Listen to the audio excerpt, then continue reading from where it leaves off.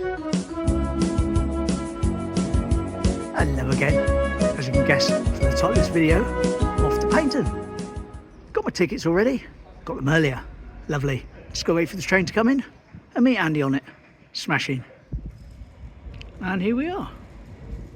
This is my train, gonna take me to Paignton.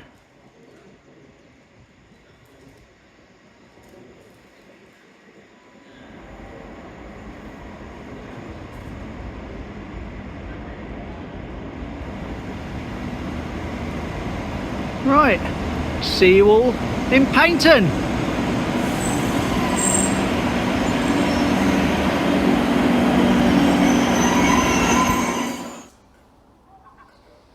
So here we are in Paignton.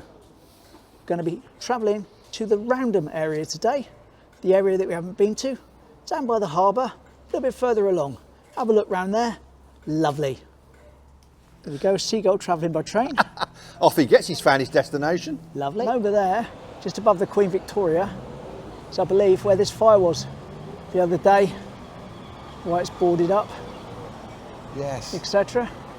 But that's the buildings over there. The mysterious fire. They're talking about the demolition. Anyway, it was what it was and it is what it is. Fires always break out when something needs to be demolished, don't they? Magical. Magical Nature's matches. way. Yeah. And back to the crossing, to cross over into Torbay Road. No trains coming. Nope, lovely. Only people.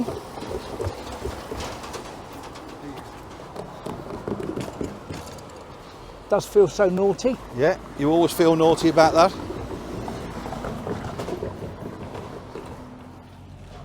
Believe it or not, in Victorian times, Paignton was spelt two different ways. The one as we know today, and the other spelt starting P-A-I-N. This created confusion, and it was even in evidence at the railway station, with one platform spelt one way and the other platform spelt the other. And this went on for several years, until a new station master became installed. After consultation with the local postmaster, it was decided that it would be spelt in the way we see today. A little fun fact about a pudding that was made for the coming of the railway in 1859, and in fact a record-sized pudding which would probably feature today in the Guinness Book of Records. Although the pudding was first baked to celebrate the granting of the town's market charter by Edward I in 1295, it was more widely known from the 1859 event. The Paignton Pudding, which consisted of 500 pounds of flour, 190 pounds of bread, 400 pounds of raisins, 184 pounds of currants and 400 pounds of suet, 96 pounds of sugar, 320 lemons and 150 nutmegs. It was served at a special event with the railway navvies and the families, plus some 850 of the town's poorest parishioners. And it was so big that it had to be brought in on a wagon drawn by horses. The event turned into a fiasco, with some 18,000 people turning up to the event, as word went out about free cider, which was on offer that day when the sweet dessert was served up. It turned into a punch-up, tearing the pudding to pieces in the process. The pudding has been celebrated ever since, and even featured when Sue Perkins visited the town for the Great Bake Off show in 2014. There's a blast from the past. Oh yes. The Sooty show. Yes. It's a shame it's not the Gus Honeybun show. Put a coin in and they dance around. Sue. Lovely. Sweep. And Sooty on drums.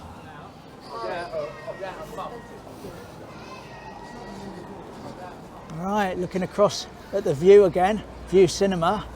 Of course that didn't always used to be there, did it? No.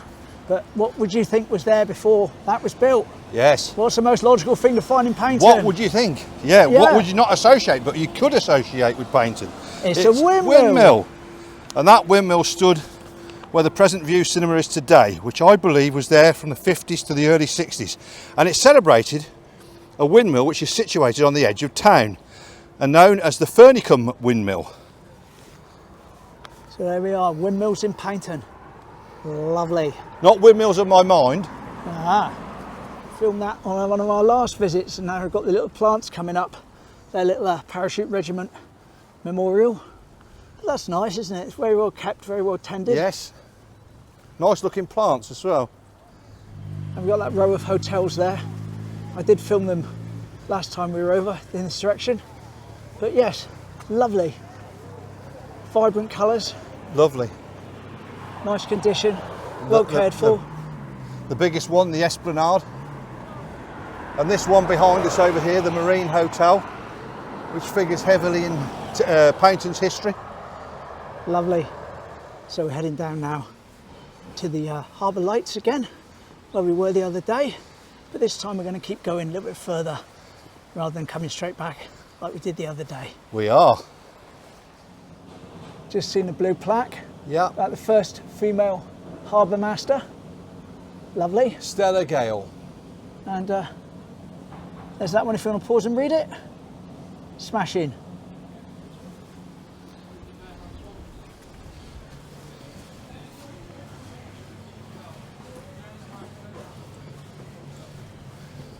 A little bit quieter than when we were here last time, but that's all right.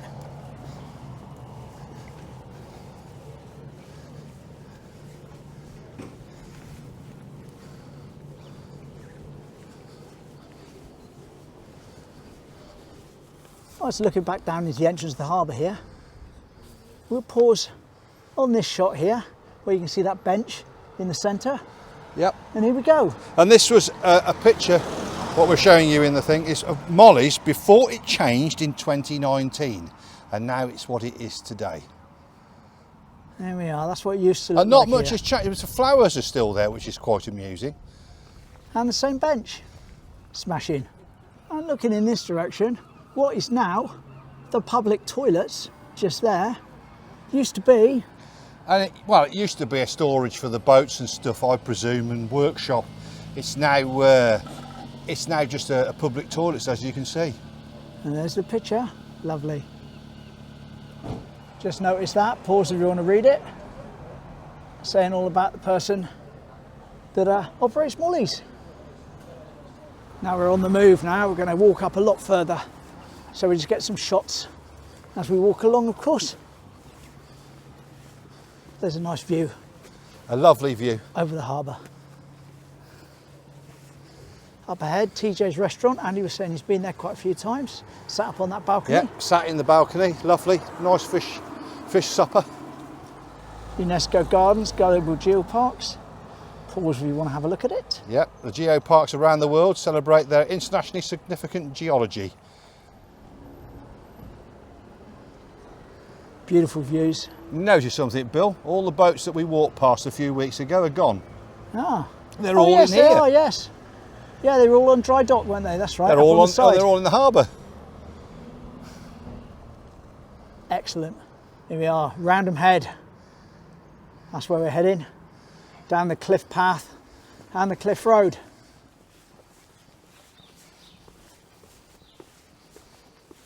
Here we are, Ferry Cove, just down there. But look, Holocaust Memorial Garden. Yes, this is the Holocaust Memorial Garden, which was dedicated with a service and an olive tree by planting of Leslie Kleinman in 2017. Now, I'd like to know where the olive tree is, but it must be in here somewhere. We believe that this is said olive tree. Yes. There was a plaque at the bottom, but the plaque has been ripped off. Been ripped course, off, yeah. Just showing some glue there, but Yeah. I think that's an olive tree. Admittedly, I wouldn't really know an olive tree. No, if I think it tripped is an over one, olive but tree. It looks very Olivey. olivey. Olivey. We're looking down now into Ferry Cove. Super little private beach, but well, it's not private. Anybody can use it.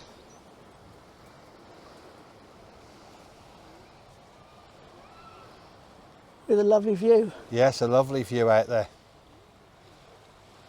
Beautiful. Bet that's packed in the summer. I bet it is. I bet there's a few down there. The garden we are looking at now is the Burma Star Memorial Garden, remembering those who fought in Burma and Southeast Asia during the Second World War, which was the subject of a voluntary restoration project by the South Devon College students in 2016. What a beautiful little space this is. Really nice with a lovely view. Lovely, beautiful view out as over well. the bay. Plenty of benches to sit and take it in. And a nice little entrance up onto the road.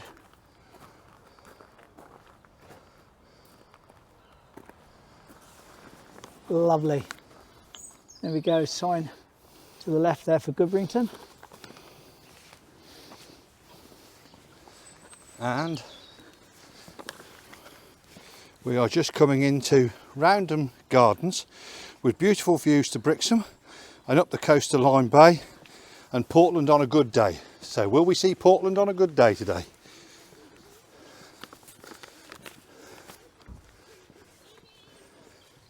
Oh, this is nice. Imagine living in that house there. This is Yes. a garden. That's a residential home. Let's go down there to the benches and look out over the bay.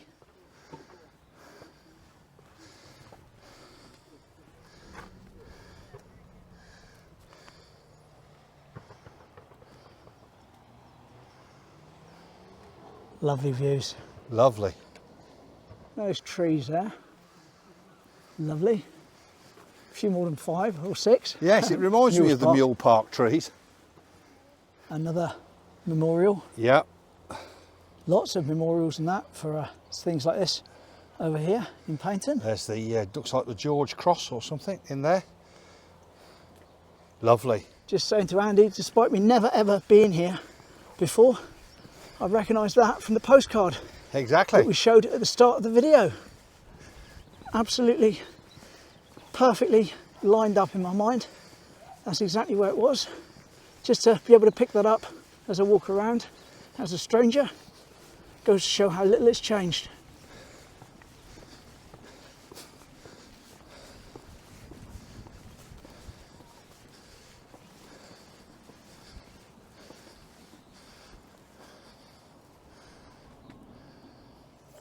Goodrington is mentioned in the Domesday Book of 1086 as Goodrington in the ancient hundred of Kerswell.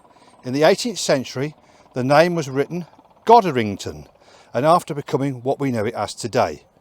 Goodrington has its own railway station on the Paignton and Dartmouth Steam Railway, a water park, 3 beaches, a park and a boating lake. Overlooking from where we now stand into the bay, we can see Sugarloaf Hill, a great vantage point for views around the bay, and into Broadsands. Later on this year we will return to walk down to Goodrington, showing its past and present life. For now we will admire its beauty from above.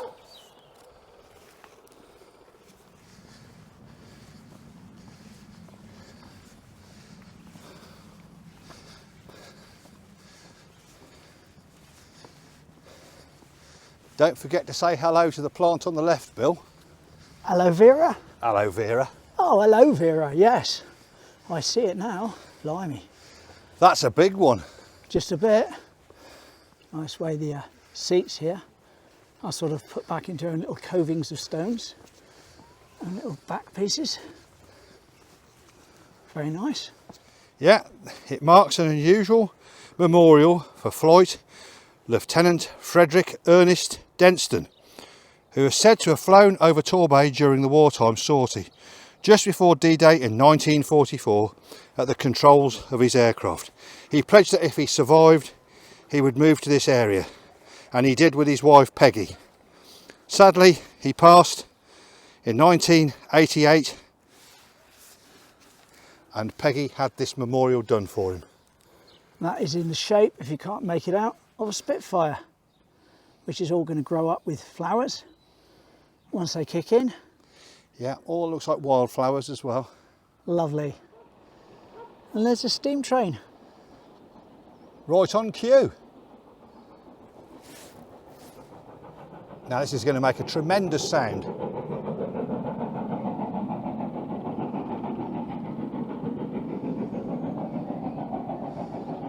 It is indeed, isn't it? I can hear that clear Yes, as a going bell. up a hill there now. That's going up to Sugarloaf Hill now.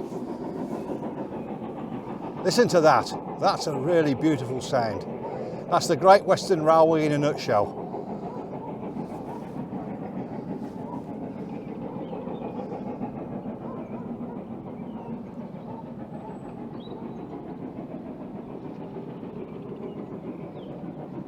When you think I can hear that up here, and this is how far away I am, Isn't that crazy? You can see why it's popular for people who like to come film in the specials when they go down to Kingswear. Absolutely, especially with that little hill. And as we make our way back down now towards Paignton, past some of the more expensive houses, shall we say, in Paignton up here, we can see in the distance the pier.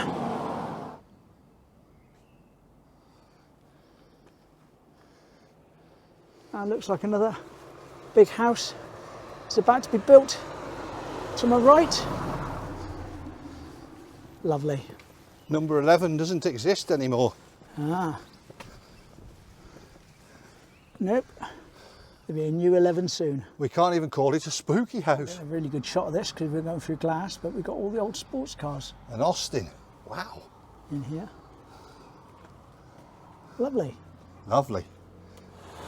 More of them outside.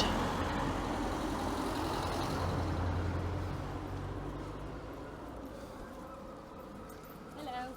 Hello.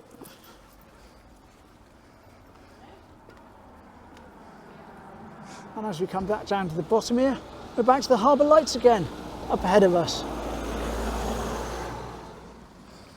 And the sun has started to come out now, which is lovely.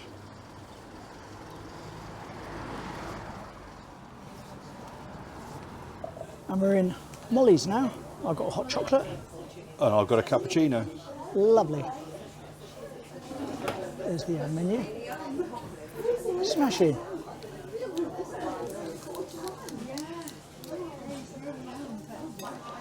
There we go, that was Molly's here at the harbour with a lovely Lavazza hot chocolate, just how I like it. Cappuccino.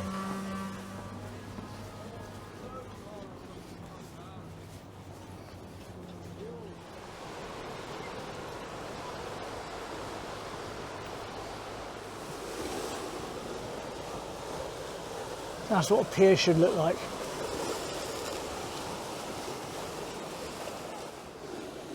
That's a shoreline place, so where the street races at night rev their cars up underneath. And as we come up ahead, we see those ice cream huts there, which kind of go out onto the beach. I'll just stop and focus in. Come October, they'll be gone. And they move them in a car park just off the seafront, those huts. A little bit like that stage that was on the seafront, the way it sticks out. Yeah, it does look like it, doesn't it? The one at Teignmouth. There we are, two fake birds either end to scare the birds off. An extremely realistic one in the middle. And a real one in the middle. He's not bothered, is he? He's waiting for some chips. It's a very old-fashioned design. Yeah. Very nice to look at. Proper traditional shed there. Look at all the shutters and rollers. Serving area, smashing. Freshly cooked chips. There's the Geopark, where we had some chips one day. They were very the nice. Geopark Cafe. Very nice. It's the old-time carousel. Join us now on the next ride.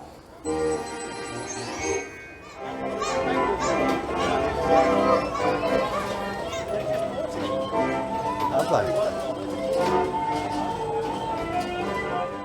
And then we are off the seafront now, Yes. heading back up Torbay Road. Anybody remembers the last time we visited with the talk about Della's mansions? Yeah, And that this is would where have it been was here. on this corner. Yeah, And I found out that they removed it due to subsidence. It was a health hazard. Whether there's truth in it, I don't know. busy scoffs, fish and chips.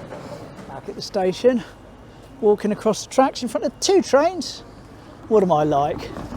Lovely. Paignton was not only made famous for Sue Barker, but more famously for its cabbages and cider. The cider was shipped to London and Ireland, and the flat pole cabbages around the country. And the country that favoured them in particular was Norway, as Norwegians loved to eat cabbage. The cider came from many orchards that surrounded the town, and the cabbages were grown on the slopes and not only used for human consumption, but animal feeds as well. So I hope you enjoyed that. Just going to drop you in the map. There we are, that's the map from the tracker. It's where we've been today. Shows our route. Hopefully that's come up all right. And heading back onto the platform now, hopefully for a little surprise ending to the video. If all goes to plan anyway. If all goes to plan. Remember I said about a surprise? Here's a surprise.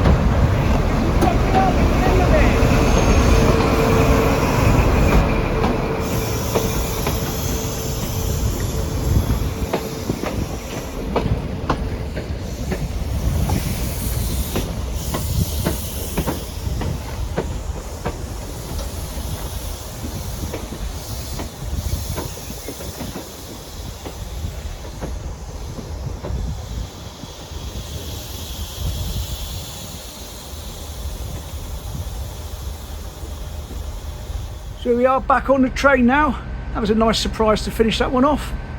And we're in the old first class compartment. All good though, we're going to head off now. That was the end of Paignton for the time being. So it's a goodbye from me. And it's a goodbye from him. Lovely.